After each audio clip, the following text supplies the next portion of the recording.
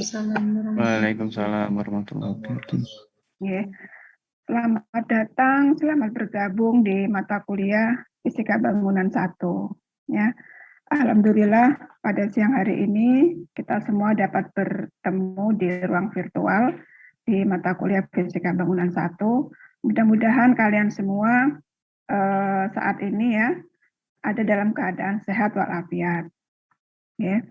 Sholawat serta salam tidak lupa kita aturkan pada junjungan kita Rasulullah Shallallahu Alaihi Wasallam yang mana beliau sudah memberikan satu contoh teladan ya akhlakul karimah kepada kita semua dan mudah-mudahan kita bisa mengikutinya dan mudah-mudahan pula di hari akhir kelak kita bisa mendapatkan syafaatnya.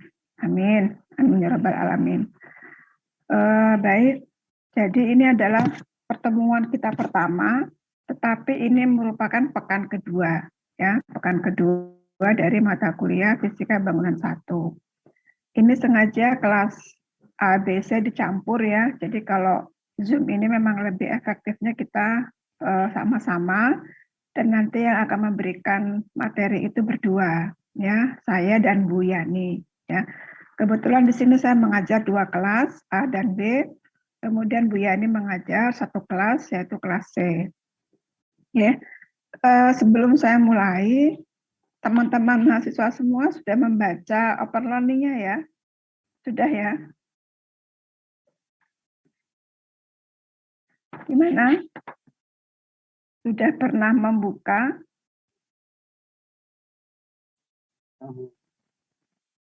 Sudah ya?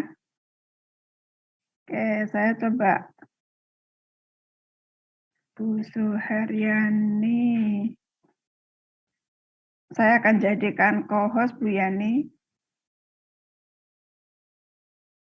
Bentar, saya coba cek. Iya. Bu Suharyani tadi habis apa namanya pertemuan dengan LJM ininya name-nya masih pakai arsitektur. Oh iya. Saya sebentar.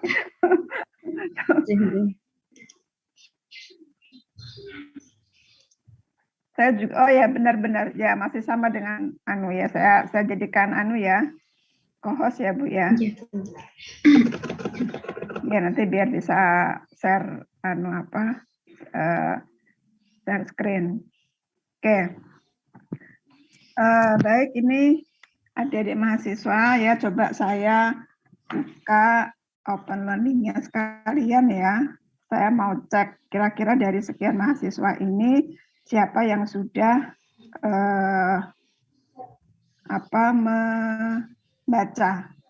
membaca dari materinya. Ini sengaja materi ini belum kami beri batasan waktu.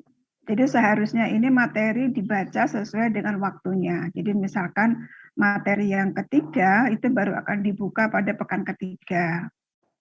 Ya, kemudian materi yang keempat baru pada pekan keempat. Tapi sekarang kan kalian bisa membaca semua ini. Ya, sampai 14 kali pertemuan itu bisa dibaca semua sekarang, gitu ya. Nah, ini memang kami ya, saya dan Bu Yani sengaja supaya kalian ada sedikit wawasan awal ya terkait dengan fisika bangunan ya. Nah, kemudian nanti ada beberapa yang akan kami rubah gitu ya, kami ganti, kami sesuaikan dengan kebutuhan gitu ya. Nah, karena ini angkatan 2020 ya dan materi ini adalah tahun kemarin ya untuk tahun 2019, namun demikian nanti beberapa tugas itu akan kami sesuaikan. Artinya akan kami ganti ya. Karena kalau sekarang sama dengan yang kemarin ya nanti bisa lihat jawabannya gitu ya. Jadi akan kami ganti. Saya kira ada suara apa ya? Oh, kayaknya lagi di luar ya. Mbak Anggara Tegar. Saya anukan dulu. Oh, oke. Oke. Ya. Maaf. nggak apa-apa. Lagi di perjalanan ya. Ya, Bu. Oke, dikondisikan dulu ya. Dikondisikan yang tenang ya, jangan kemerungsung. Oke. Ya, ini saya coba cek dari mahasiswa ini kelas C dulu ya. Saya coba pas di kelas C ini. Kelas C coba saya akan lihat mahasiswa yang sudah membuka open learning ini siapa saja.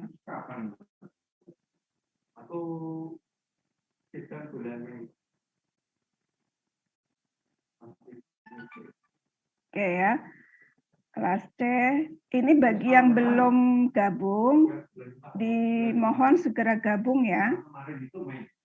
Oke, kelas C ini kalau di sini ada 61 ya, 61 mahasiswa. Kalau di data itu berapa ya? Kayaknya banyak dia, lebih dari 60, 70-an ya Bu Yani ya. Ya, 70, Bu. 70 ya, 70 mahasiswa. Berarti masih ada 9 yang belum gabung. Ya. Oke, ini saya cek. Aden Bagus Kumoro Jati ini sudah membaca, ada progresnya ya, 0,94%. Masih kecil sedikit, tapi ini sudah ada aktivitasnya, bagus ya. Kemudian Adila Neta Syalihah, ini juga sudah. Anissa Alia Madania, nah ini juga sudah ada progresnya. Yang lain masih 0%. Kemudian Erina Rosi Yuliana, nah ini juga bagus. Nah ini ada yang lebih tinggi lagi, Farhan Ashari. Oke ya, Farhan Ashari sudah lebih banyak membaca.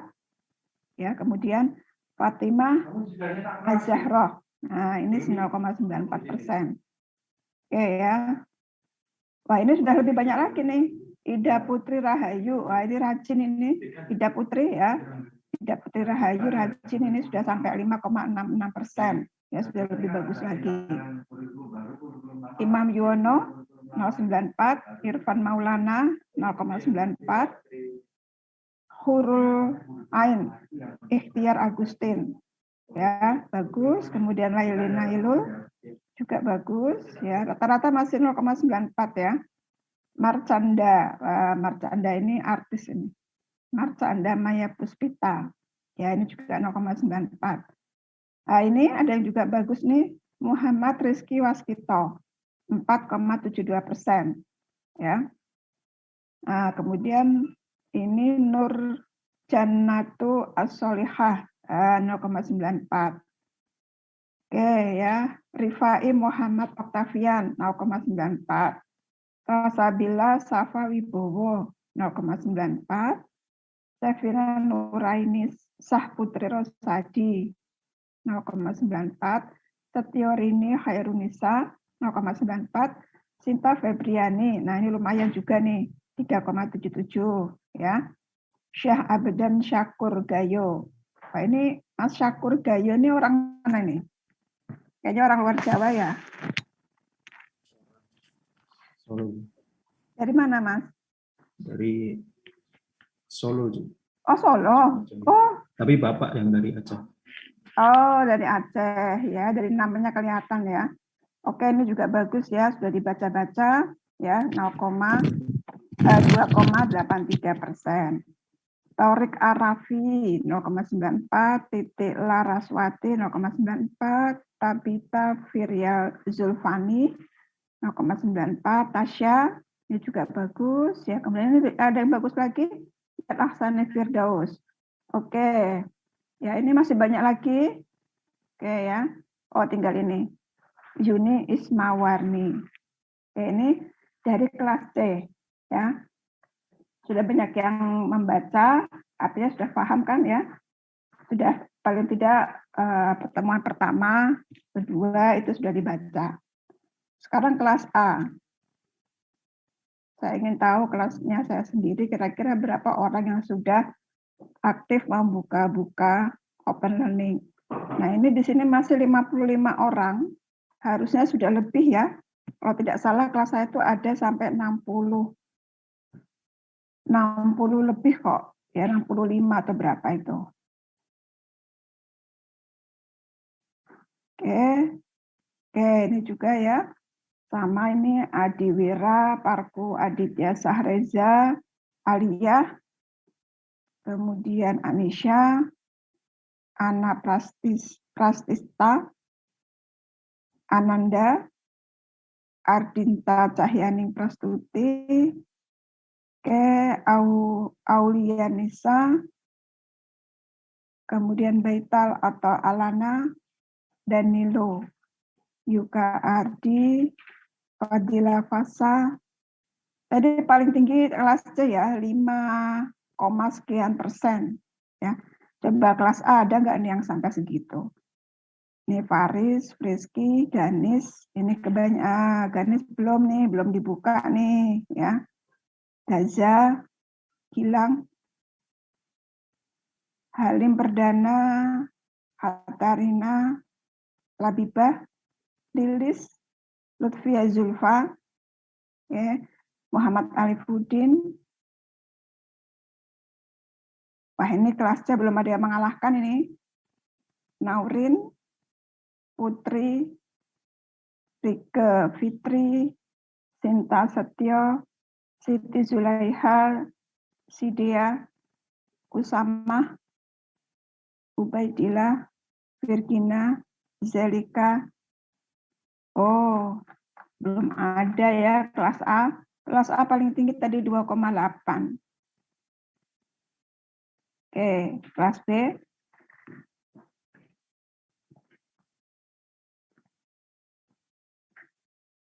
Wah, ini Bu Yani senang ini.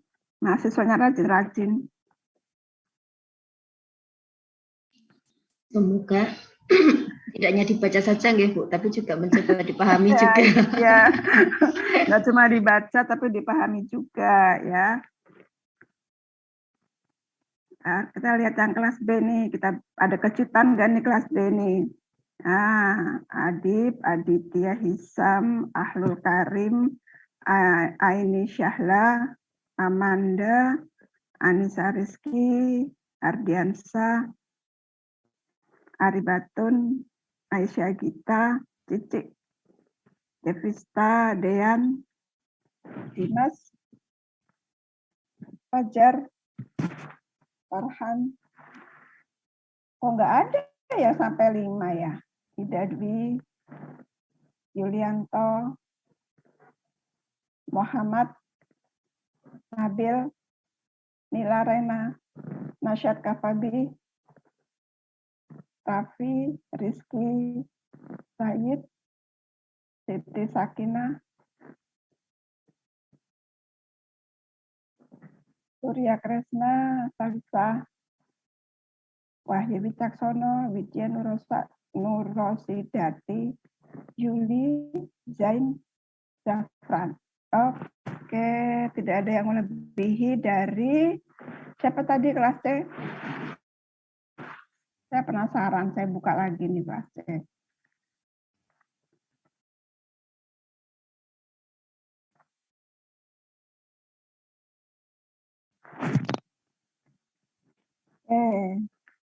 Saya buka lagi. Masih ingat nggak tadi Bu Yani siapa ya yang mahasiswanya rajin tuh?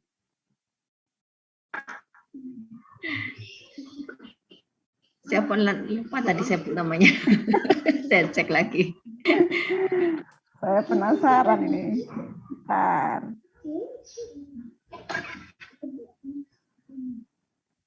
Nah, ini dia Ida Putri Rahayu. Oke. Ida Putri Rahayu. Ada di sini Ida Putri? Hadir? Mana Ida Putri ya? Halo. Monitor Ida Putri. Waduh, nggak jadi 5% deh kalau gitu. Mana ya Ida Putri? Belum gabung apa ya? Coba dicek deh, kita cek. Udah gabung belum ya Ida Putri?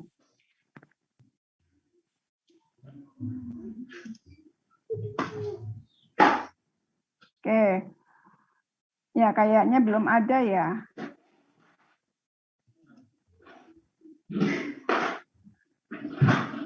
Oke. Baik, sebetulnya saya mau minta tolong nih sama Ida Putri, karena saya pikir sudah membaca banyak. Oh, ada ini Ida Putri. Iya. Ada ini. Mana ini? Ada ini Ida Putri RC, kelas C. Oke. Belum monitor ya. Oke. Baik, sebelum nanti Ida Putri gabung, kalian sudah buka learning agreement belum? Kontrak belajar. Sudah? Coba dibuka mic-nya. Sudah ada yang membuka kontrak belajar belum?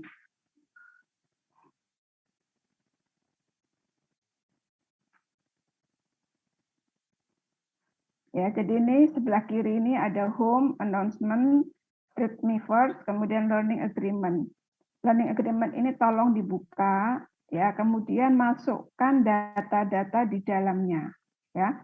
Karena di sini kontrak belajar, ya, di mana mahasiswa yang ikut dalam dalam pembelajaran ini diharapkan bisa memasukkan nama, NIM, dan nomor HP. Nah, ini punya kelasnya sudah ini ya, kelasnya sudah. Oke, beberapa ini baru 1, 2, 3, 4. Ya, ini Ida Putri Ayu juga sudah masukkan ini. Ya, ini kalau bisa segera dilengkapi. Ya, jadi pekan depan kalau nanti sudah kuliah ini harus sudah diisi lengkap. Ya, jadi kalau 70 mahasiswa di kelas C, maka 70 orang juga yang namanya muncul di sini. Oke ya. Nah, kemudian selain kontrak belajar, juga di sini ada KAK. Ya, KAK itu kerangka acuan kerja atau term of reference dari mata kuliah Fisika Bangunan 1. Ya, ini harus kalian baca. Ya, jadi bisa dicek nanti keterhubungan antara materi-materi dalam Fisika Bangunan 1. Ya. Pertama memang kita mempelajari tentang cahaya. Oke ya, kemudian yang kedua nanti atau mulai pertemuan ke berapa itu ya, itu kita bicara soal udara. Ya. Kemudian pada pertemuan terakhir itu kita bicara soal bunyi lingkungan. Ya. Nah, ketiganya ini tidak satu dan lainnya terpisah, tapi dia terhubung satu dan lainnya, ya. Dan semua tujuan daripada ketiganya ini adalah untuk kenyamanan ruang, ya. Gimana kenyamanan ruang ini harus dilihat dari kenyamanan cahaya, kenyamanan udara atau thermal, kemudian kenyamanan dari atau terhindar dari gangguan bunyi atau bising lingkungan, ya, supaya ruangannya nyaman. Oke ya, jadi nanti itu materi-materinya ya, di mana untuk cahaya itu kita akan membahas terkait dengan bayangan, pantulan cahaya, kemudian penyaringan cahaya. Ya, kemudian untuk aspek udara itu kita bicara soal iklim. Iklim makro, iklim mikro, kemudian ada pola aliran udara, ya, kemudian ada cross ventilasi, gitu ya.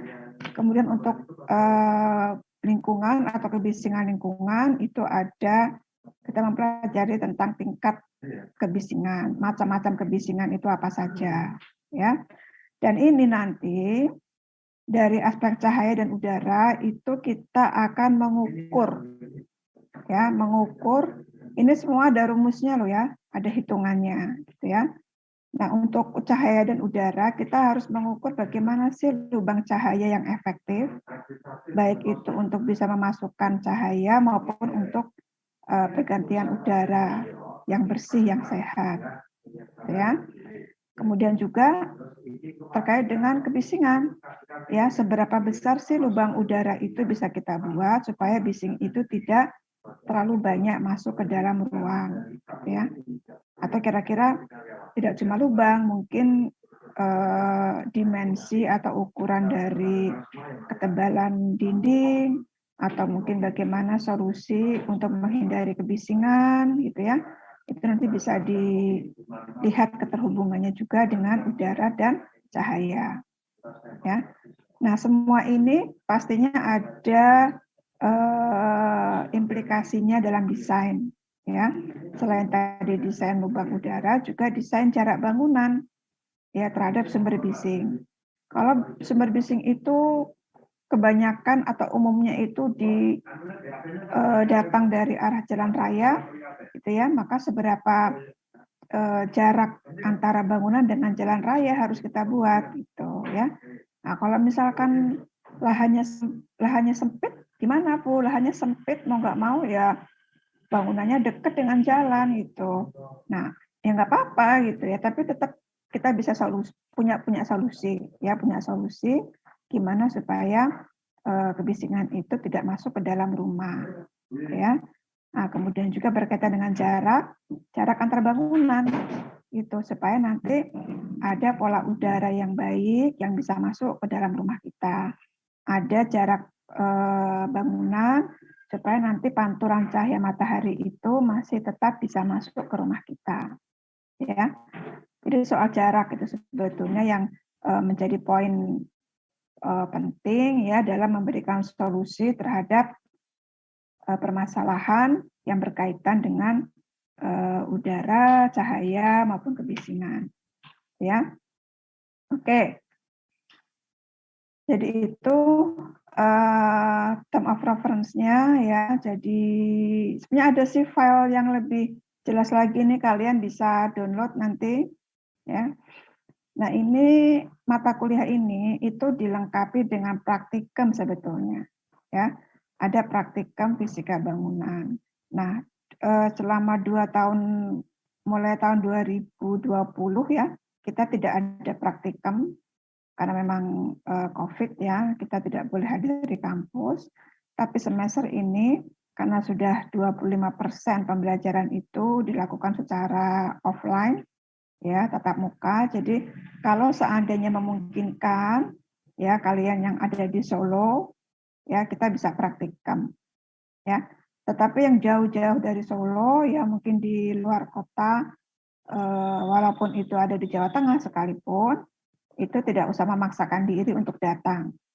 Ya, jadi nanti kita akan melakukan praktikum ini secara daring ya. Artinya daring itu kalau dulu hanya tutorial saja yang kita berikan, ya video bagaimana pelaksanaan praktikum. Tapi kalau sekarang untuk beberapa mahasiswa yang ada di sekitar Solo bisa datang ke kampus ya untuk praktikum, dan yang jauh dari Solo itu bisa melihat videonya, video teman-teman yang sedang bekerja praktikum ya. Nah, mudah-mudahan nanti kalau sudah kondisi normal ya kalian di Fisbang 2 itu juga bisa melakukan praktikum. Gitu ya. Jadi praktikum ini bobotnya lumayan ya, 15%. Ya, kehadiran ini 20%. Kemudian ujian tengah semester 30% dan ujian akhir semester 35%. Ya. Oke, ini jadi tadi dari learning agreement. Ya, saya harapkan nanti untuk kelas yang lain, coba saya cek untuk kelas A. Kelas A, sudah ada yang mengumpulkan belum ya? Learning agreement, kontrak belajarnya.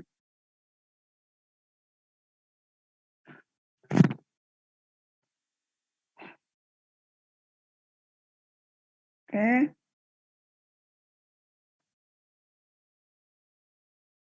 Kontrak belajar untuk kelas. Tadi kelasnya sudah ada 4 orang ya yang masukkan. Ini usahakan semua nanti memasukkan ya. Kontrak belajar untuk kelas yang A. Oh, belum ada. Ya, kelas A belum ada yang masukkan. Oh, sudah. Oke, sudah. Alhamdulillah ya. Ini sudah ada berapa orang ini? 12, 16. Sudah agak banyak. Ya. 20, 24, 26. Ya, sudah ada 26 mahasiswa. Oke, terima kasih bagi yang memasukkan. Diharapkan nanti yang lain ikut ya, ikut memasukkan. Oke, kita masuk ke dalam materi.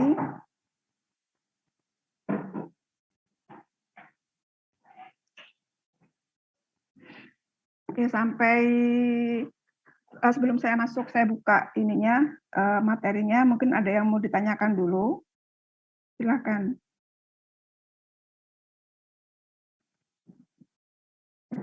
Sambil menunggu ini masih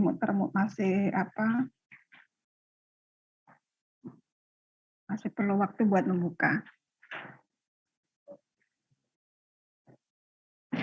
Silakan kalau ada yang mau ditanyakan.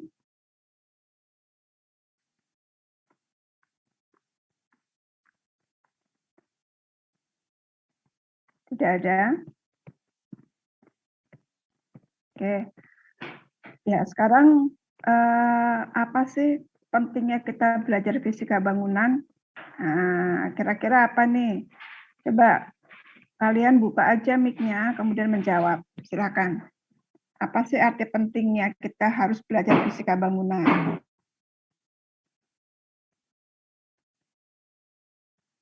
Jangan dibaca, deh. Kayak gini aja.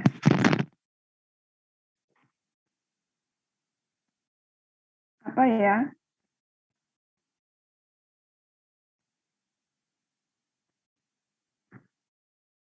Halo. Ini siang hari waktunya tidur sih ya, waktunya istirahat ya. Tapi tetap semangat lah ya. Oke. Ya, jadi kalian ini penting sekali untuk belajar fisika bangunan karena kita ini hidup di alam ini tidak pernah lepas dari adanya sinar matahari, adanya angin, adanya hujan, ya, adanya kalau di Indonesia ini hanya ada 2 musim, ya, kemarau dan hujan. Tapi kalau di beberapa negara subtropis itu sampai 4 musim. Ya, ada musim panas, ya, ada musim semi, ada musim gugur, ya, ada musim dingin, gitu ya. Nah, keadaan alam yang seperti itu, ya, ditambah lagi dengan adanya sinar matahari pagi hari yang sehat, ya, kemudian semakin siang semakin panas, kemudian menjelang sore juga kadang panas, silau dan sebagainya, itu harus kita antisipasi, ya. Apakah mengantisipasi itu dalam arti kita memanfaatkan atau kita hindari, gitu, ya. Belum lagi adanya suara-suara di alam, ya. Ada suara burung berkicau, ada suara kendaraan bermotor, ada suara anak menangis, ada suara orang berantem, gitu ya. Nah, itu semua kan pastinya akan berpengaruh terhadap kehidupan kita. Nah, apakah suara-suara itu akan kita masukkan atau kita manfaatkan ke dalam rumah kita atau kita hindari, ya. Nah, itu semua perlu untuk kita pikirkan supaya rumah atau bangunan yang kita buat itu nyaman, gitu.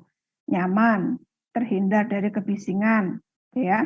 Nyaman di mana udara atau suhu udara di ruangan itu cukup sesuai dengan kebutuhan kita, ya. Kemudian cahaya juga sesuai dengan kebutuhan kita, ya. Jangan lupa ini fisika bangunan 1. Fisika bangunan 1 ini segala sesuatunya harus bersifat alami, ya. Jadi hindari time frame kita, gitu ya, terhadap sesuatu yang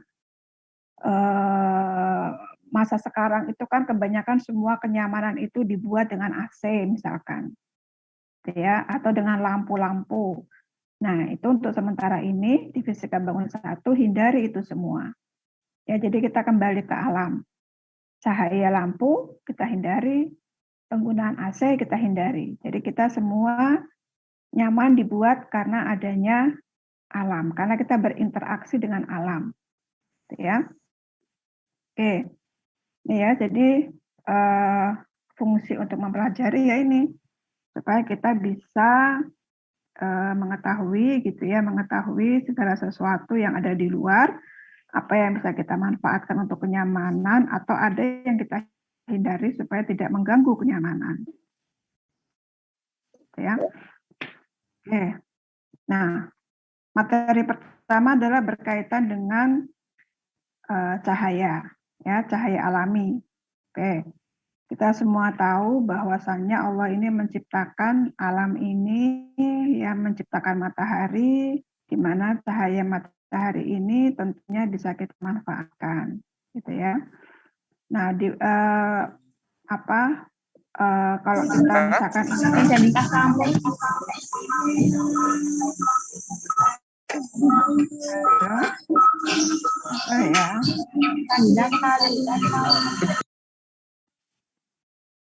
Oke, saya ulangi ya. Jadi kita ini sebetulnya tidak bisa menghindari adanya cahaya matahari tentunya, ya. Karena Allah itu pastinya menciptakan matahari itu bukan tanpa alasan, ya. Pasti ada maksud dan tujuannya, dan semua itu ada hikmah, ya. Ada hikmah yang bisa kita manfaatkan, ya. Itulah bentuk dari kekuasaan Allah Ta'ala, ya. Nah, kemudian kita harus tahu bahwasanya bagaimana kita cara memanfaatkan cahaya matahari, ya. Ini di dalam surat An-Nuh ya, disebutkan bahwa dan Allah menciptakan bulan di langit, darinya memantulkan cahaya untuk penduduk bumi, ya, dan menjadikan matahari sebagai sumber cahaya, ya. Nah, sekarang banyak orang menggunakan solar cell gitu ya. Bahkan kalau kalian dengar berita terbaru ya, PLN ini merugi besar gitu ya. Bahkan PLN ini sangat berterima kasih apabila ada warga Indonesia yang bisa memanfaatkan cahaya matahari ini untuk kebutuhan sehari-harinya. Ya, artinya cahaya lampunya itu bisa tidak lagi menggunakan fosil atau batu bara yang selama ini digunakan ya, tapi bisa menggunakan cahaya matahari. Memang ini investasi yang sangat mahal di awal ya. Untuk pemasangan solar cell saja itu butuh biaya yang cukup tinggi. Tetapi ke depannya itu untuk generasi kita yang akan datang itu bisa lebih terjaga ya kondisi alam kita, dan juga sebetulnya ya itu tadi bahwasanya kita sebagai makhluk yang memang diharapkan sekali untuk bisa bersyukur, gitu ya. Cara bersyukurnya itu seperti apa? Ya itu tadi, bagaimana kita bisa memanfaatkan apa yang sudah Allah berikan, ya itu kita bentuk dari rasa syukur. Allah kasih tapi kita nggak peduli, ya itu namanya tidak bersyukur gitu.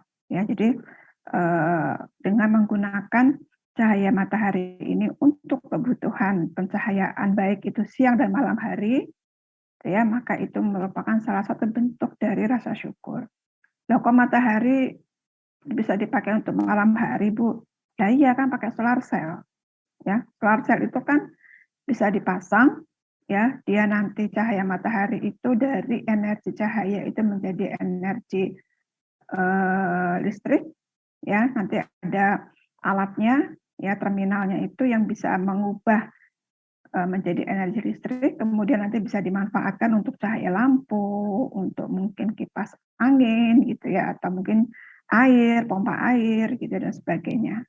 Ya, memang ini mahal ya, mahal sekali sebagai investasi awal, tapi beberapa desa di Indonesia ini ya sudah lama menggunakan ini ya. Di daerah Jawa Barat itu satu kampung itu dia bisa nabung ya, kemudian memasang solar cell dan memang dimanfaatkan hanya pada malam hari saja ya.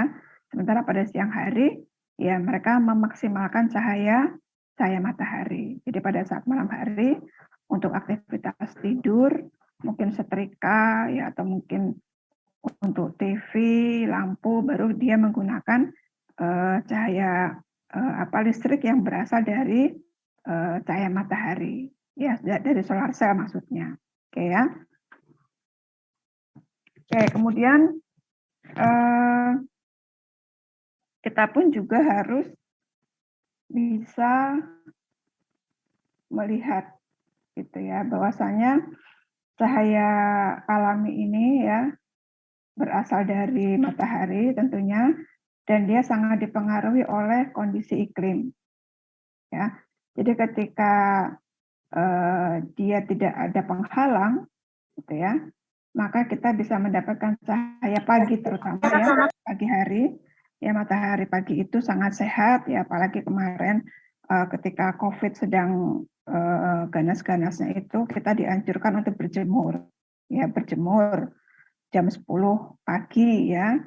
Nah, kemudian itu memang ternyata memang bagus sekali ya. Jadi untuk kesehatan juga ya, banyak sekali lah keuntungan dari adanya matahari ya.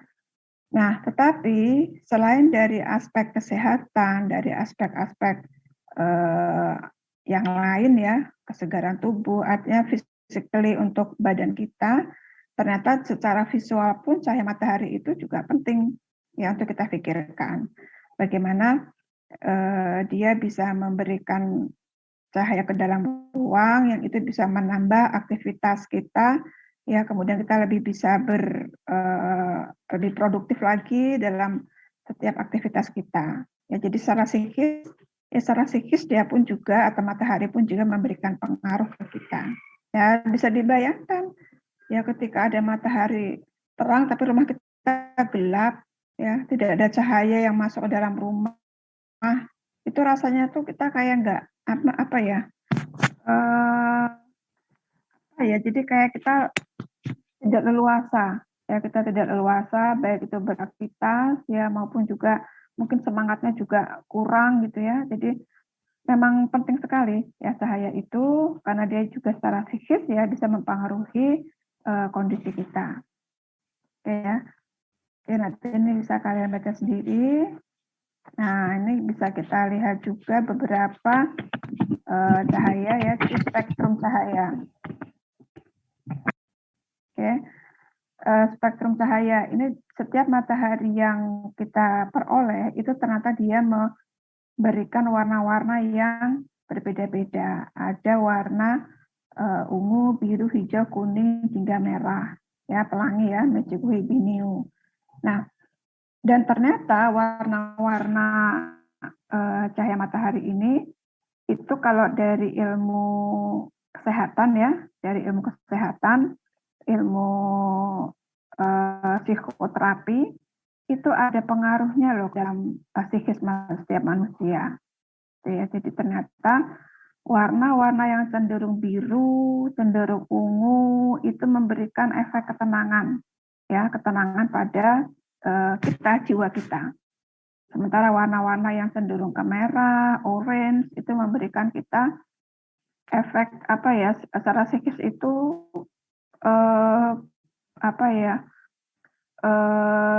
semangat. Nah, semangat tetap gembira gitu ya. Nah, ini tetapi sebetulnya itu pengaruh secara ke jantung ya. Kalau orang kesehatan itu pengaruhnya nggak begitu bagus. Ya, karena orang itu menjadi terlalu bersemangat ya, sementara mungkin kerja jantung kurang bisa mengantisipasi itu, semangat itu gitu ya. Nah, ini pernah dicobakan ke dalam tanaman ya. Jadi kebetulan saya ada kenalan begitu, dia mencoba untuk menguji gelombang cahaya itu dengan tanaman. Ya, ketika tanaman itu ada dua tempat begitu, diisi tanaman yang sama, ya, tanaman dengan tinggi yang sama, umur yang sama begitu. Kemudian diberi getaran, ya, karena frekuensi itu juga pengaruh dari cahaya juga, ya. Warna-warna yang cenderung biru atau ungu, dia memberikan frekuensi yang rendah, ya. Sementara warna-warna yang terang, merah, ya, orange, kuning, itu dia memberikan frekuensi yang tinggi, ya. Frekuensi itu kan jumlah getaran tiap detik, ya. Sementara ini cahaya ini merupakan energi ya, yang berbentuk gelombang elektromagnetik. Jadi ada kaitan erat antara cahaya dengan getaran. Tanaman itu bersamaan, satu diberi getaran yang frekuensi rendah, yang satu lagi diberi getaran dengan frekuensi tinggi, ternyata yang tumbuh subur itu justru malah yang tanaman frekuensi rendah. Itu ya, yang lebih sehat tanamannya, yang akarnya lebih banyak, ya, yang kemudian dia lebih tumbuhnya lebih tinggi, itu malah justru yang frekuensi yang rendah. Ya, frekuensi rendah itu waktu itu antara 2 sampai 10 Hz. Ya, kemudian untuk yang frekuensi tinggi itu kemarin diberikan sekitar 100 Hz, ya lebih tinggi lagi. Ya, jadi itu ternyata memang pengaruh sekali secara psikis, yaitu kalau di manusia pun sama sebetulnya. Ya, sehingga manusia yang dia memiliki frekuensi rendah itu adalah mereka yang memang orang-orang yang tenang, ya, cenderung tenang, kemudian hidupnya malah lebih ini, ya, diibaratkan tanaman tadi, ya, dia bisa tumbuh subur gitu ya. Sementara yang satu lagi itu ya tumbuh tapi nggak sesubur yang satunya. Ya, hidup enggan, mati nggak mau gitu ya, ibaratnya seperti itulah. Jadi itulah manusia, ya, sehingga cobalah untuk selalu dalam keadaan tenang, ya, dengan menggunakan frekuensi yang rendah. Jadilah orang-orang yang sabar, gitu ya. Itu kan sabar itu salah satu ciri ya, ciri dari orang-orang yang tenang. Oke ya, ini intermezzo, tapi memang ini sudah terbukti, ya, dan bisa kita coba. Oke. Kemudian ini ada renewable resources ya, atau sumber daya alam yang dapat diperbaharui. Nah, cahaya matahari itu bisa diperbaharui apa tidak ya? Coba sekarang saya tanya.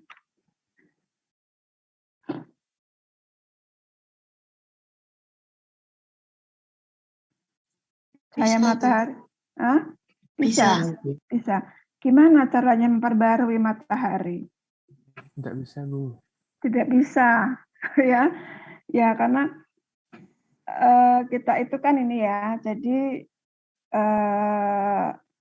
sumber daya alam itu memang pastinya dia akan habis suatu saat, ya. Tapi matahari itu kan tidak pernah habis, dia akan ada terus. Kecuali besok ya, kalau sudah kiamat sudah nggak ada lagi sinar matahari, mungkin ya. Oke, selama manusia hidup, Allah itu akan memberi rezeki, ya. Adanya sinar matahari menjadikan kita sehat, itu merupakan satu rezeki. Ya, jadi jangan Anda bayangkan yang namanya rezeki itu selalu dalam bentuk uang, ya, atau barang. Enggak. Ya, kalian sehat karena adanya matahari yang bersinar, yang kalian bisa berjemur di bawah sinar matahari juga merupakan rezeki. Gitu ya. Dan selama kita hidup, selama masih ada makhluk hidup di muka bumi ini, maka Allah tidak akan putus rezekinya, termasuk juga cahaya matahari. Gitu. Ya, jadi matahari itu tidak ada, selalu ada. Ya, selalu ada, maka dia sumber yang selalu sumber alam yang kekal ya, istilahnya yang kekal gitu. Ya. Lain hal dengan yang lain-lain, misalkan tambang, minyak bumi, batu bara, itu pasti dia akan habis suatu saat, ya. Nah, oleh karena itu matahari itu selalu ada, angin selalu ada, ya, udara yang nyaman yang berhembus itu juga selalu ada. Maka gimana kita coba manfaatkan itu, ya. Kita manfaatkan itu supaya dia bisa memberikan kepada kita itu kehidupan yang lebih baik, ya. Oke, nanti ini bisa kalian baca sendiri. Bu Yani, Ya. mungkin nanti saya nanti dengan sambung gitu ya, Bu ya. Oke, mungkin saya nanti sampai jam 2 gitu ya, sampai seberapa jam lagi, nanti setelah itu jangan sambung. Oke, sekarang kita lihat di sekitar lingkungan kita, ya. Karena kita tidak bisa mengatur datangnya cahaya, kita tidak bisa membesar atau mengecilkan cahaya itu masuk ke rumah kita, ya kan? Kita kan tidak mungkin intensitas cahaya itu kita harus pakai remote control itu. Kalau lampu ada remote untuk lampu, bisa kita kayak dimmer itu bisa kita besarkan, kecilkan cahayanya, atau AC bisa kita naikkan, turunkan suhunya. Tapi matahari bisa nggak? Nggak bisa. Kita nggak punya remote control buat matahari. Kita nggak punya remote control buat udara, gitu ya. Apa yang bisa kita lakukan supaya cahaya matahari itu tidak terlalu berlebihan masuk ke rumah kita? Atau apa yang mesti kita lakukan supaya udara itu bisa masuk ke rumah kita, gitu ya. Nah, caranya dengan mendesain, dengan membuat desain, ya. Jadi kita harus bisa membuat desain sedemikian sehingga cahaya matahari itu bisa kita manfaatkan semaksimal, ya. Dalam prinsip pencahayaan alami itu kita memasukkan cahaya sebanyak-banyaknya, tapi kita mengurangi panasnya, ya, sebanyak-banyaknya. Jadi yang kita butuhkan itu adalah cahayanya, bukan panasnya. Oke, setuju? Coba dicermati ya kalimatnya ya. Jadi kita prinsip dalam pencahayaan alami itu kita memasukkan cahaya sebanyak-banyaknya dan mengurangi panasnya sebanyak-banyaknya. Ya. Kalau pagi hari ketika matahari itu baru terbit sampai sekitar jam 9 gitu ya kira-kira lebih kurang, itu kita masih bisa memanfaatkan panasnya. Ya. Kalian kalau berjemur pagi hari kan merasakan hangat. Ya. Tapi beda kalau berjemur pada jam 11 siang, jam 12 siang. Kalian akan dapatkan panasnya. Ya akan hitam nanti ya, malam kan hitam nanti. Ya, jadi pada jam-jam tertentu memang kita hanya membutuhkan cahayanya. Gimana caranya supaya cahaya yang masuk? Ya. Ada cara ya. Dengan cara pantulan, dengan cara pembiangan, dengan cara penyaringan. Ya nanti itu akan disampaikan belakangan ya. Tapi intinya dengan mendesain bangunan itu kita harus bisa lihat sejauh mana cahaya itu bisa kita masukkan. Ya. Contoh di sini, nah coba sekarang kalian lihat. Ini ada bangunan.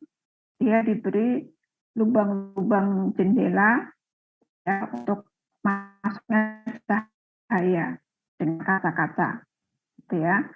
Kalau kita lihat interiornya seperti ini, ya. Nah, ini termasuk bangunan yang gemuk, ya gemuk. Gemuk itu artinya apa ya?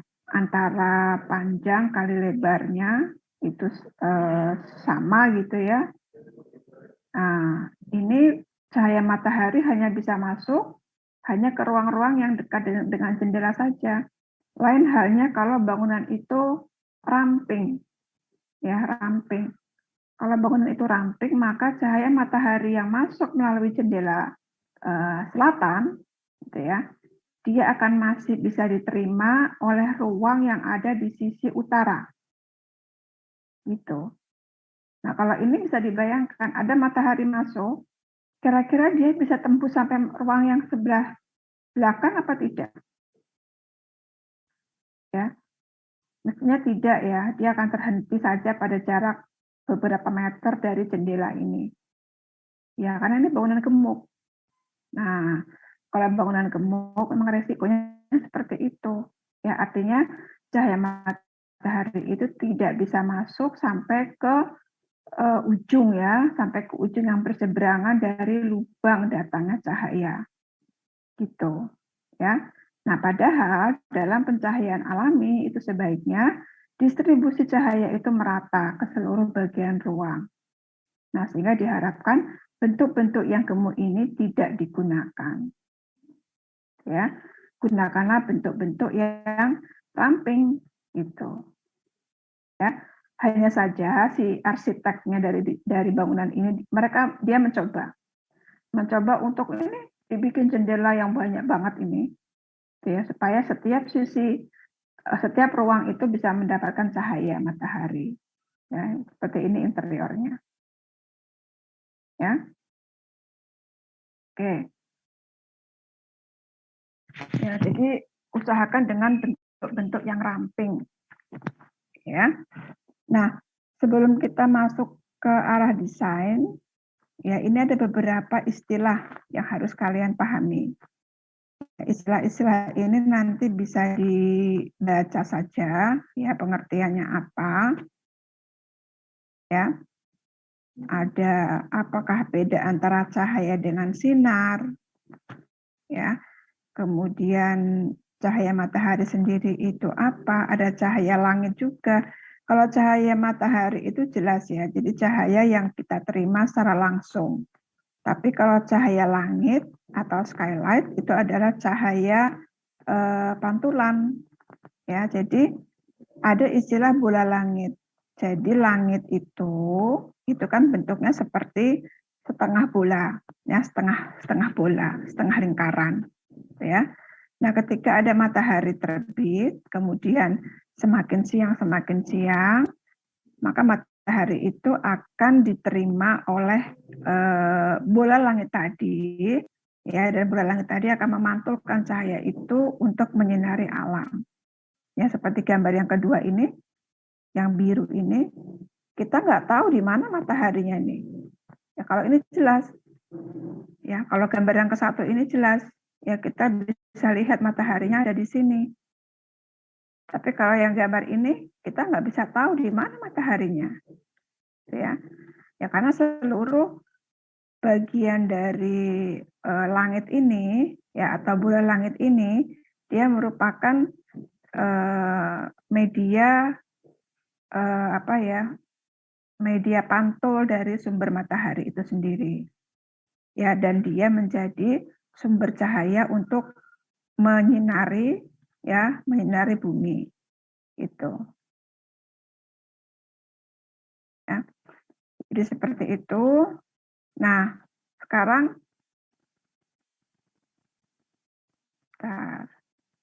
ada istilah langit rancangan.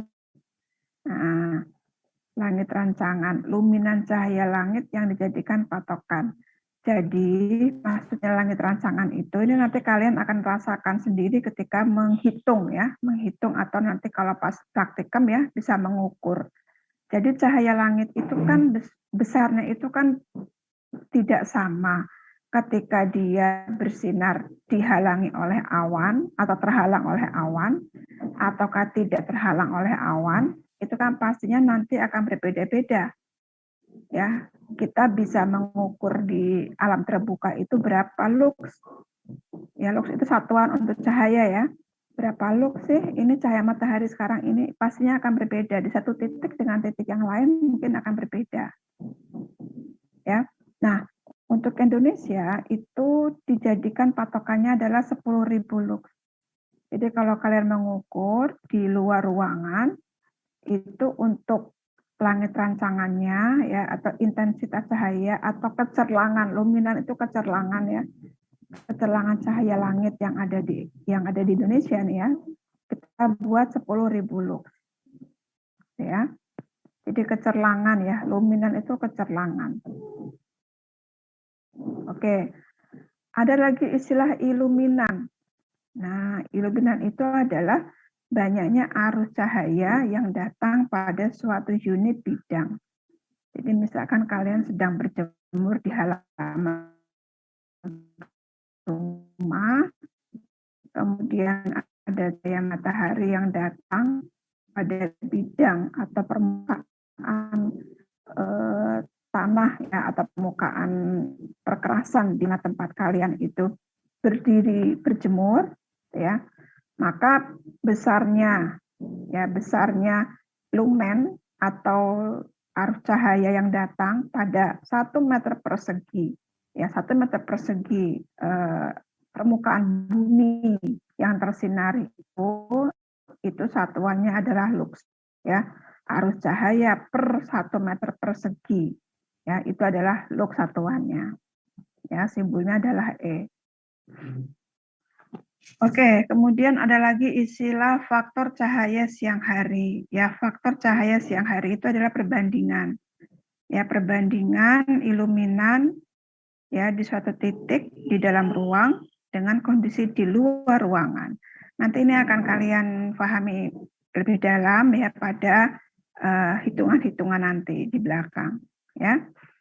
Kemudian ada hukum inverse kuadrat. Ya, intensitas cahaya akan menjadi empatnya bila setiap kali jarak digandakan. Oke, ini juga nanti kalau ada perhitungan ya bisa kalian coba nanti. Oke, ini hampir jam 2. Mungkin Bu Yani bisa meneruskan materi yang ini, Bu, prinsip pemanfaatan cahaya.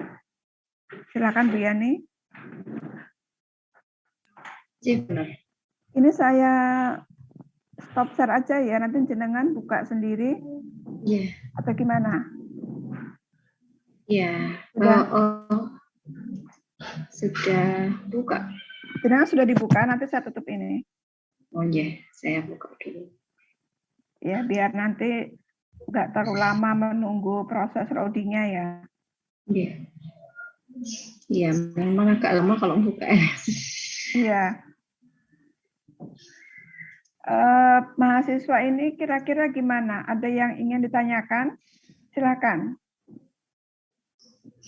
Belum dilanjutkan pada materi yang selanjutnya, silakan. Saya izin bertanya, Bu. Iya, silakan.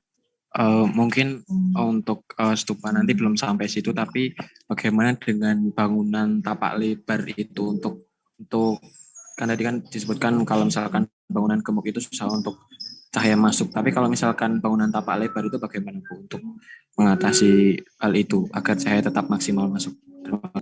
Oke. Tapak lebar. Tapak lebar itu, tapak itu berarti kan side yang lebar ya, Mas ya? Yang Anda maksud ini side yang lebar atau bangunannya yang lebar? Bangunannya. Bangunannya, oke.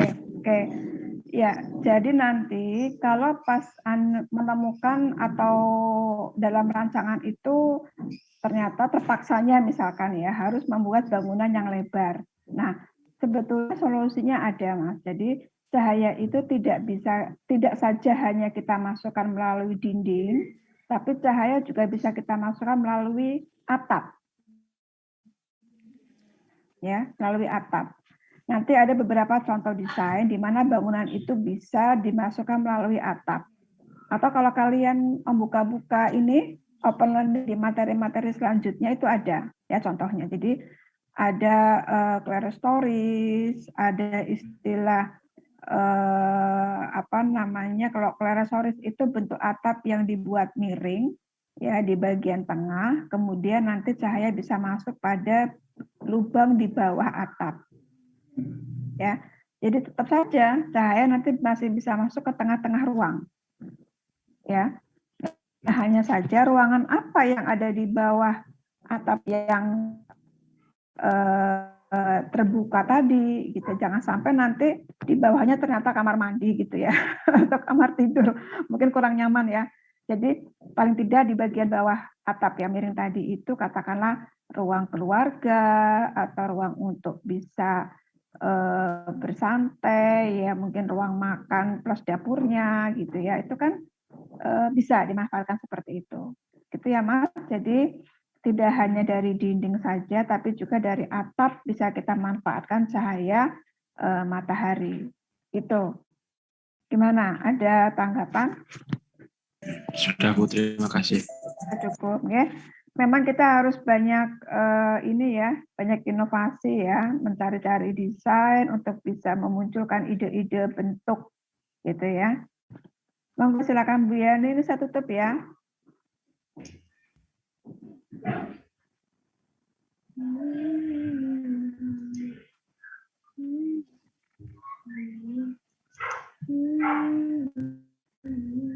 Ya, saya izin share screen ya. Oke. Sudah terlihat. Apa belum?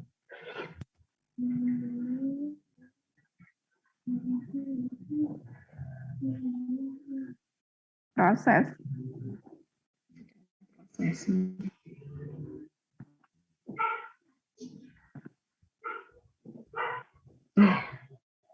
Sudah ya. Saya masih proses, mungkin di mahasiswa sudah terbuka. Masih proses juga, Bu. Masih proses ya. Proses juga. Ya. Ya mungkin sambil menunggu ya. Tadi sudah sampaikan beberapa pengantar tentang pencahayaan alami ya yang sudah cukup banyak ya. Mungkin saya rasa juga ketika kalian sudah membaca.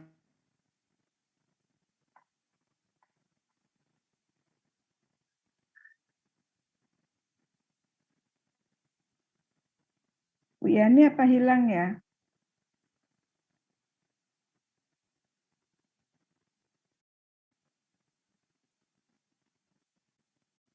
Halo? Bu Yani, kalian dengar Bu Yani? Mbak Bu. Ya. Oke, ini mungkin Bu Yani terpental mungkin. Oke, saya coba share screen aja bisa enggak ya? Coba.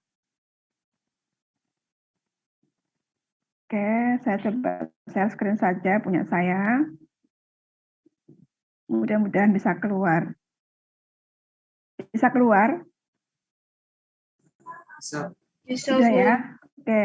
Ya, karena memang di tempatnya Bu Yani ini ya sama sih, tempat saya juga kadang bermasalah dari sinyal ya, tapi kebetulan saya ini di kampus ya, jadi bisa lebih baik kondisinya. Kalau di rumah kadang-kadang ya seperti itu ya. Oke, kita masuk yang materi selanjutnya ya. Jadi di sini adalah prinsip pemanfaatan cahaya. Seperti yang saya sampaikan tadi, jadi ketika kita memanfaatkan cahaya alami, tolong perhatikan, utamakan kita mendapatkan cahayanya. Ya, kita bisa memanfaatkan energi cahaya semaksimal mungkin. Ya, kemudian energi panas juga mungkin masih kita bisa manfaatkan pada jam-jam tertentu. Ya, tetapi pada jam-jam yang memang itu sudah siang hari ya menjelang sore hari, kita nggak lagi butuh panas ya, tapi kita tetap butuh cahaya. Lain halnya kalau untuk kondisi ruang-ruang di dalam rumah kita ya, kondisi katakanlah misalkan ruang ruang jemur misalkan ya, ruang jemur. Oke, dia butuh panas ya. Karena kan supaya cepat kering itu pakaiannya. Ya, jadi kalau kalian masih ingat stupa 2 kemarin, yaitu dalam memanfaatkan cahaya alami ketika sore hari, siang menjelang sore hari, ada beberapa ruang yang dia masih butuh panas. Tapi untuk aktivitas kita sehari-hari ya, untuk kenyamanan kita, ya, manusia, ya tentunya kita nggak butuh panas, ya kita butuh cahayanya saja. Oke, ini ya. Jadi konsepnya adalah, prinsipnya adalah memanfaatkan cahaya semaksimal mungkin dan mengurangi panasnya semaksimal mungkin. Nah, supaya bisa terwujud pemanfaatan cahaya yang maksimal dan mengurangi panas yang maksimal, bagaimana caranya? Nah, ini ada mekanisme pembayangan cahaya, pemantulan cahaya, penyaringan cahaya. Ya. Di sini ada gambar, jadi rumah gitu ya. Ini adalah kubah langit, ya, bola langit. Oke, ini ada matahari, ya. Langit itu kan ada 7 lapis langit ya. Oke, 7 lapis langit. Nah, kita bayangkan saja ini adalah langit yang paling dekat dengan kita. Ya, cahaya matahari yang datang menembus langit yang pertama dari bumi ini, dia dipantulkan sampai di permukaan tanah ya, dia dipantulkan masuk ke dalam rumah, atau dia disaring dengan vegetasi, gitu ya, atau juga dia bisa pembayangan, ada tritisan, ada tanaman juga vegetasi, dia juga bisa sebagai pembayang. Kalau di sini tritisan, dia juga bisa sebagai pembayang. Atau ada semacam desain, ya desain untuk pembayang matahari, ya seperti di sini bentuknya garis hitam putus-putus ini ya. Ini jendela yang kemudian diberi sunscreen itu untuk penyaring matahari. Ya, jadi ada pembayangan, pemantulan, dan penyaringan. Seperti apa wujudnya? Nah, ini sudah masuk ke desain ini. Ya, sudah masuk ke desain arsitektur. Oke. Nah, sebelum kita mendesain, kita lihat dulu. Ya, jadi cahaya itu ada cahaya langsung yang sifatnya alami, tapi juga ada cahaya yang tidak langsung. Ya, cahaya tidak langsung itu cahaya yang kita terima secara tidak langsung karena ada elemen lain ya antara kita dengan cahaya itu, dan cahaya tidak langsung itu dapat diperoleh melalui mekanisme pantulan, pembayangan, dan penyaringan. Ya, jadi mekanisme yang ketiga-tiganya ini adalah cahaya tidak langsung. Oke. Ya, nanti ini kalian baca sendiri. Nah, seperti ini contohnya. Jadi tidak langsung itu ini dengan cara penyaringan. Ya, penyaringan dengan dinding yang berlubang atau kalau kita mengistilahkan dengan roster. Ya. Tadi juga bisa dengan vegetasi juga bisa ya, atau dengan kalau pembayangan seperti ini. Ini pembayangan ini dengan light shelf ya. Ini istilahnya light shelf. Jadi matahari ini dari jendela yang atas ini masuk dulu, diterima oleh light shelf ini, kemudian dia mantul ke langit-langit, baru kemudian dia masuk ke lantai. Gitu ya. Nah, ini bagus sekali. Jadi light shelf ini adalah media pantul pertama yang bisa masuk ke dalam rumah dari jendela bagian atas. Ya, ini bisa membuat ruangan di bawah light shelf ini agak sedikit teduh. Ya, tidak begitu silau karena memang cahaya tidak langsung datang ke sini. Ya, light shelf ini bisa mengurangi dari cahaya yang datang dari atas. Ya, tapi dia juga tetap tentunya cahaya matahari dari jendela ini akan juga masuk, tapi dia akan terkurangi ya, karena cahaya atas tidak langsung mengenai bagian pinggir dari dinding atau ruangan ini. Ya. Kemudian yang ketiga adalah pembayangan. Ya, jadi ini bentuk atap ini dia sebetulnya membayang-bayangi ruangan di bawah ini sehingga cahaya matahari ini tidak secara langsung diterima gitu ya, tapi dia hanya bayangan saja yang bisa kita terima. Beda sama yang penyaringan ya. Kalau penyaringan ini kadang cahaya matahari langsung masih bisa masuk ya, tapi kalau yang pembayangan itu tidak, karena terhalang ya, terhalang atau dibayang-bayangi oleh media atap ini gitu. Oke, dalamnya. Ya, jadi komputer hanya diletakkan pada sisi-sisi di mana tidak ada cahaya matahari langsung yang diterima, sementara yang bagian yang segitiga yang ada cahaya matahari ini ya dia tempatkan beberapa furniture yang itu difungsikan untuk diskusi ketika melihat gambar-gambar kerja ya yang sudah dalam bentuk gambar 2 dimensi di atas kertas gitu ya. Itu kan lebih nyaman kalau di tempat yang lebih terang. Ya, sementara kalau menggambar dengan komputer itu kan cukup cahaya dari ini saja dari monitor itu ya, itu sudah cukup memberikan pencahayaan dan mungkin tidak begitu besar cahaya alami itu dibutuhkan di ruangan itu. Ya, oke, jadi kita perhatikan fungsi ya, fungsi cahaya. Jadi seberapa besar cahaya itu bisa kita optimalkan dalam ruang atau kita batasi. Itu tergantung dari fungsi ruangnya. Ya, fungsi ruangnya. Oke, yang kedua, ini ruang kalau tidak salah museum ya. Oke, museum. Nah, coba Anda bisa bercerita nggak tentang bangunan ini? Siapa yang ingin bercerita, yang ingin menjelaskan siapa? Silahkan.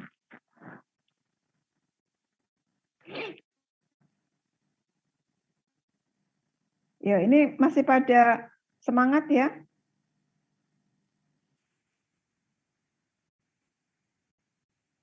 Masih pada semangat.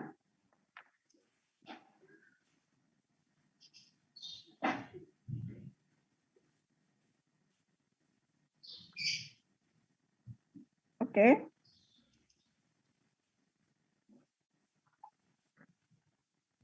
Gimana?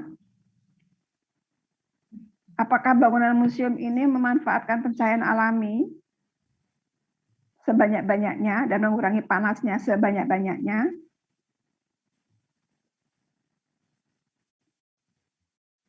Mungkin bisa mencoba menjawab mungkin salah satu. Ya, silakan. Mas Arif Hida ini kayaknya mau berpendapat ini. Silakan. Enggak apa-apa, salah enggak apa-apa. Ini kan sedang belajar. Iya.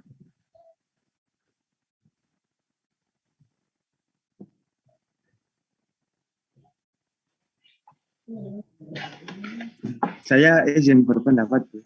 Ya, silakan. Menurut saya itu penggunanya memanfaatkan bencana alami, tapi untuk apa ya? Karena mungkin bangunannya besar gitu, di dalam mungkin lebih pengap gitu, mungkin menurut saya gitu. Oke. Ya,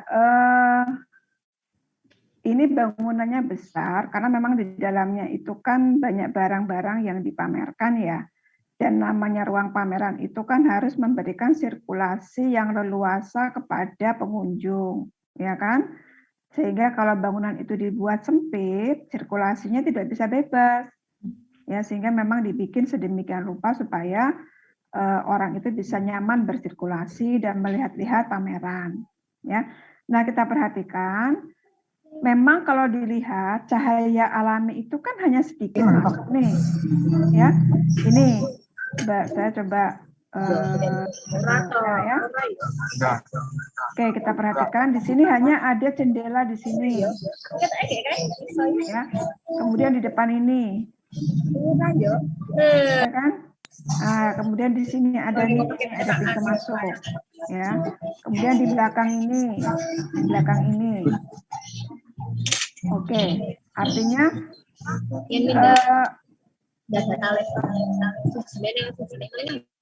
artinya hanya sedikit cahaya yang bisa dimasukkan ke dalam ruangan ini kalau kita melihat dari lubang-lubang yang ada, gitu ya.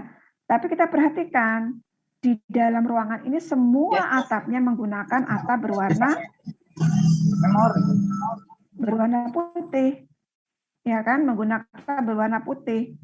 Nah, sehingga warna putih itu dia itu kan warna yang memiliki daya pantul yang tinggi.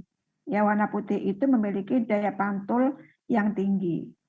Ya, pantulan cahaya yang tinggi sehingga ketika cahaya itu masuk ke dalam ruangan walaupun dia hanya kecil dari jendela atau lubang yang ada di atas yang melengkung ini, ya. Tapi ketika dia masuk, kemudian dia mantul ke atas, ya, kemudian dia mantul lagi ke bawah. Nah, ini menjadi ruangannya cukup terang, ya, cukup terang. Jadi warna putih itu memang dia memiliki daya pantul yang tinggi sehingga warna putih itu bisa memberikan penerangan ruang. Ya. Oke. Kemudian kita lihat lagi tadi di samping ini masih ada pintu, ya, pintu. Nah, pintu ini pun juga kebetulan gambarnya tidak sampai ke belakang ya. Nah, pintu ini pun juga mestinya dia memberikan cahaya yang masuk ke dalam ruangan dan ada cahaya itu yang diterima terpantulkan oleh atap, oleh plafon ini. Ya, dan dia bisa ke bawah juga. Ya. Memang kalau kita melihat museum tidak menutup kemungkinan, tidak kita pungkiri, ya. Tidak kita pungkiri bahwa yang namanya museum itu pasti dia ada pencahayaan buatan. Ya. Pencahayaan buatan itu seperti ini, misalkan ada lampu-lampu di sini, ya, ini downlight, lampu yang menyinari kecil-kecil begini, dia menyinari merata, tapi juga ada lampu-lampu yang spotlight atau local lighting yang dia hanya lokal saja di beberapa titik di tempat benda yang akan dipamerkan. Ya, kalau kita perhatikan di sini juga ada local lighting nih, cahaya kecil terpantul ke dinding putih, ya. Ini local lighting. Nah, karena namanya ruang pameran, pasti dia ingin menghadirkan suasana yang nyaman, suasana ruang yang hangat, yang nyaman gitu ya, sehingga permainan cahaya itu sangat dibutuhkan di sini. Cahaya buatan ya, itu sangat dibutuhkan di sini. Artinya cahaya alami yang diperlukan sudah cukup, sementara lainnya itu membutuhkan cahaya buatan. Oke ya, jadi seperti itu. Kalau tadi pertanyaannya adalah apakah memanfaatkan cahaya alami? Iya, gitu ya. Apakah dia ini kan? Apakah mengikuti kaidah pemanfaatan cahaya alami? Iya, jawabannya. Jadi kedua-duanya mengikuti kaidah pencahayaan alami. Begitu, ya. Oke, ini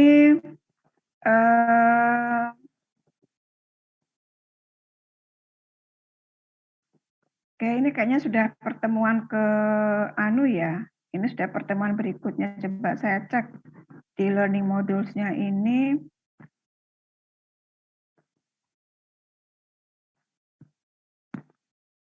Oke, cahaya sudah, prinsip sudah, kuis. Oke, ini saya langsung tidak langsung.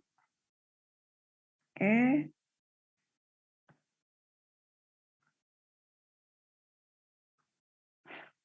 Oke, sampai di sini ada yang ingin ditanyakan sebelum saya lanjut ke sifat cahaya? Silakan.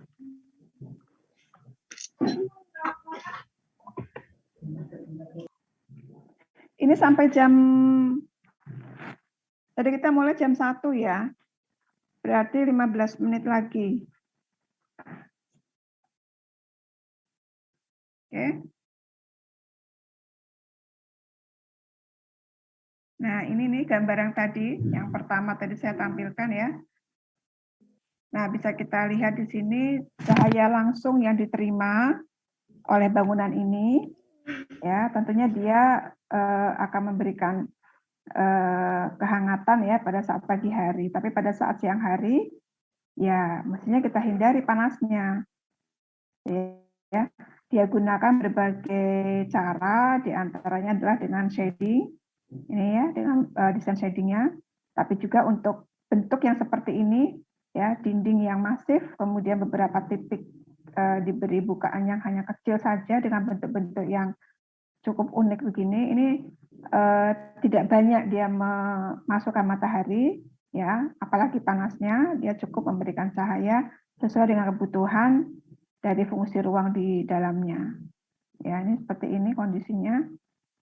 Oke, nah kalau kita lihat gambar yang bawah tengah, nah ini kan cahaya matahari masuk dengan sangat leluasa ya, karena memang besar sekali nih kaca, ya pintu, ya ini dinding seluruhnya menggunakan kaca. Oke, kebetulan cahaya matahari datangnya frontal ya dari arah depan ruangan ini. Kita bisa lihat efek cahayanya seperti apa ini. Ada yang bisa berpendapat? Silahkan.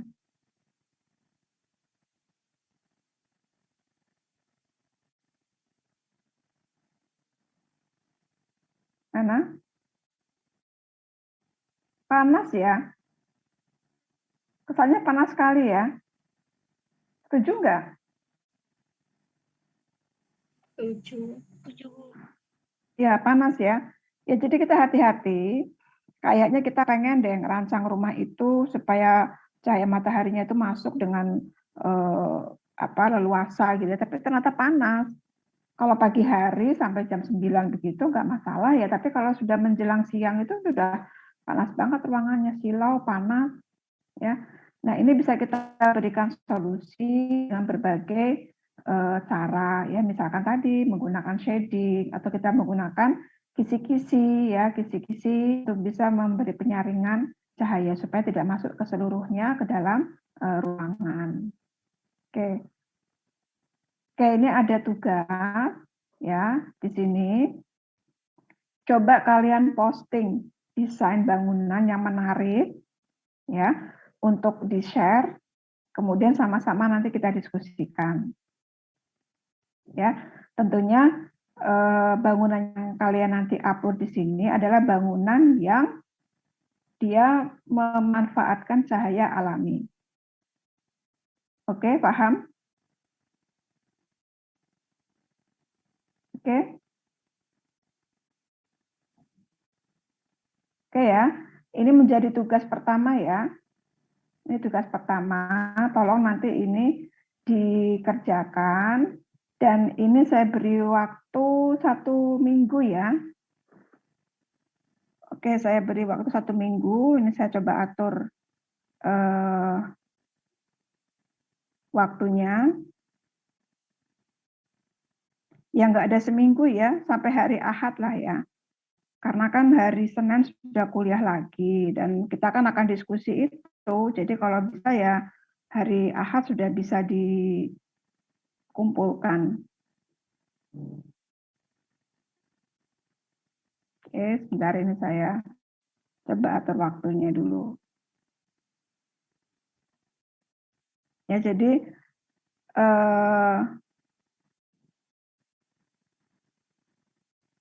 ini di pertemuan yang kedua ini tadi kan saya minta untuk memasukkan tugas mengumpulkan gambar desain bangunan, bisa itu rumah tinggal, bisa itu fungsi-fungsi yang lain. Ya, tolong di-upload. Ya, tolong di-upload. Kemudian diberi keterangan. Ya. Tolong kalian dapat posting desain bangunan yang menarik di kolom ini untuk di-share dan sama-sama kita diskusikan. Tentunya bangunan yang sebentar ya. Tentunya bangunan yang sebentar, ini mana nih? Tentunya bangunan yang memanfaatkan cahaya alami ya. Dan beri keterangan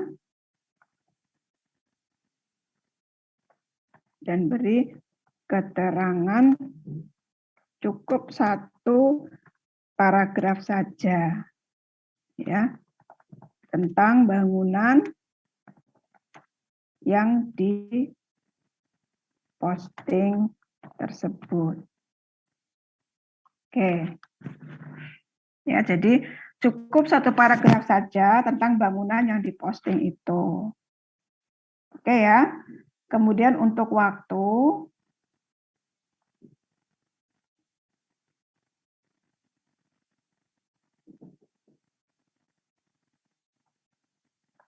untuk waktunya saya coba setkan.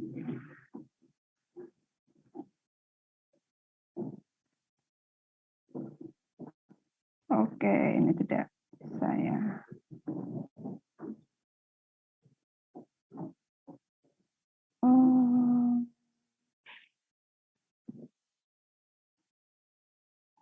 Oh, nggak bisa dianu ya soal waktu.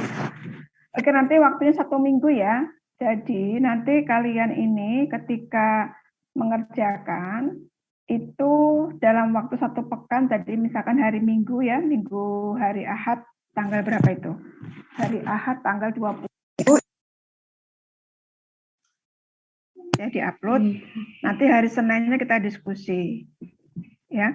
Dan pada saat diupload itu nanti kami dari tim dosen sudah merekap ya siapa-siapa yang sudah, siapa-siapa yang belum. Ya. Dan itu nanti sudah masuk ke dalam penilaian. Ya, jadi tugas-tugas seperti ini itu sudah bisa dinilai. Ya, tugas-tugas kecil seperti ini sudah bisa dinilai karena itu 15% ya. 15% dari nilai keseluruhan. Jadi seperti kasus yang sudah itu anak-anak nggak puas. Bu, kok saya nilainya kecil, saya bisa kok mengerjakan ujiannya gitu. Ya, saya bilang, oh, nilai itu tidak dari ujian saja, tapi nilai juga dari tugas-tugas yang kecil-kecil seperti ini. Nah, ketika dicek ternyata tugasnya tidak lengkap, ya otomatis kan juga itu pengaruh terhadap nilai keseluruhan. Ya. Oke, jadi itu dari saya, mungkin Bu Yani silahkan bisa menambahkan. Iya, mohon maaf nih ya karena Mungkin karena hujan ya, jadi koneksinya agak kurang stabil gitu. Oh, hujan ya di sana ya. Iya. Kemudian Oke. tadi sempat keluar masuk jadi agak terputus-putus gitu ya. Jadi saya nggak mengikuti keseluruhannya gitu ya. Tapi pada intinya adalah pada pertemuan hari ini tuh kita sudah mengenal beberapa istilah tentang pencahayaan alami. Kemudian prinsipnya ya, prinsip pencahayaan alami adalah memanfaatkan atau mengoptimalkan cahaya sebanyak-banyaknya dengan mengurangi panasnya gitu ya. Kemudian juga sudah kita kenal sudah dipahami mekanismenya ya, ada 3 cara gitu ya, dengan mekanisme pencahayaan yang menggunakan pemantulan, teknik penyaringan maupun pembayangan. Nah itu ya mungkin nanti tinggal diaplikasikan saja, mencoba mengamati bangunan ya, bangunan yang mungkin tadi ada pertanyaan ya, apakah harus gambar sendiri gitu ya. Mungkin bisa mencari gambar dari internet atau gambar yang lain, kemudian dikomentari gitu ya, dikomentari terkait dengan prinsip-prinsip pencahayaan yang ada, kemudian mekanismenya atau pemanfaatannya ya, apakah dia menggunakan pencahayaan yang langsung atau tidak langsung, nah itu yang perlu dijelaskan. Mungkin bisa juga dengan menanggapi tentang posisinya gitu ya, arah hadapnya jika ada keterangannya di situ gitu ya, karena memang arah datangnya matahari ya, bangunan itu menghadap kemana itu juga akan berpengaruh juga gitu ya, terhadap pemanfaatan pencahayaan alami di dalam bangunan. Ya tentunya bangunan yang menghadap ke barat akan sangat berbeda ketika bangunan itu menghadap ke arah selatan atau yang lainnya. Nah, mungkin itu ya yang beberapa aspek yang perlu dicermati dalam gambar yang akan nanti disajikan dalam tugas yang dikomentari ya, penjelasan-penjelasan ya dalam satu paragraf ya, yang nanti paling lambat hari Ahad ya benar ya. Hari Ahad mungkin bisa dikumpulkan, kemudian nanti kita akan coba rekap siapa saja yang belum, karena pengalaman yang sudah-sudah itu ada beberapa tuh yang mengabaikan tugas gitu ya, sehingga di akhir semester itu kemudian kebingungan karena